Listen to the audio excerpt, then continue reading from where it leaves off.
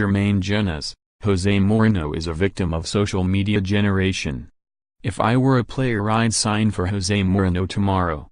I'd be chomping at the bit.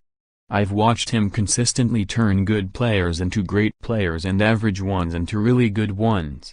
He is without doubt one of the great coaches. There was a time when Harry Redknapp wanted Sulley Muntari at Tottenham, and there was some talk of a swap deal involving myself going to Internazionale. I would have loved to have played for him then. Even 9 years later, when it looks as though Mourinho still bears the scars of his time at Real Madrid and/or his second spell at Chelsea, he is a man you would want to work for. Or someone you should want to work for, if you understand the importance of his body of coaching work. That said, observing from outside, it looks as if the methods he once used so well are falling on deaf ears with this generation of young players. This is the age of the Instagram footballer. We've seen this month how much power they have, sometimes even more power than media organizations.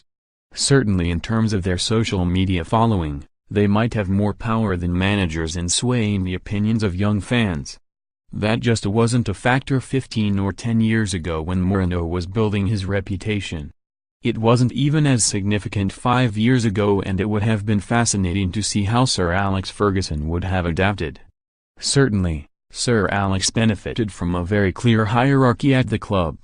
If there was an issue between the manager and a player, then the manager would always win, even if the player was David Beckham, Roy Keane or Jaap Stam. Now, Paul Pogba's commercial value sometimes seems more important to Manchester United than the authority of the manager. Mourinho is harsh, he motivates through confrontation.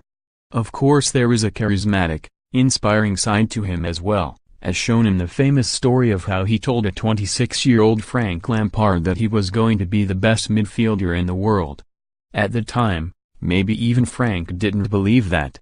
Yet talk to Sean Wright-Phillips and Joe Cole and they'll tell you about the other side. He can be brutal in taking down players, substituting them to make a point, shunning them and belittling them.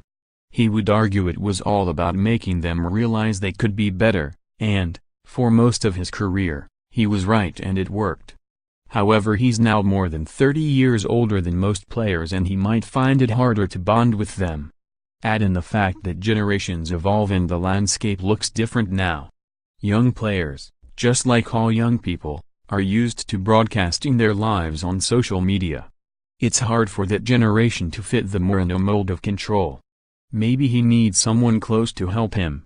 Not enough has been made of the departure of his assistant, Rui Faria, last summer. The loss of someone who has been by his side for 17 years was a huge blow. Management is a lonely business, and, when everyone turns on you, you need someone you can trust. Maybe Jose's dark moods became darker because Rui Faria wasn't there to lighten them. Maybe he would have steered him away from some of the confrontations. By the end, Jose and United looked like a relationship gone horribly wrong, and there was a sense of relief on separation.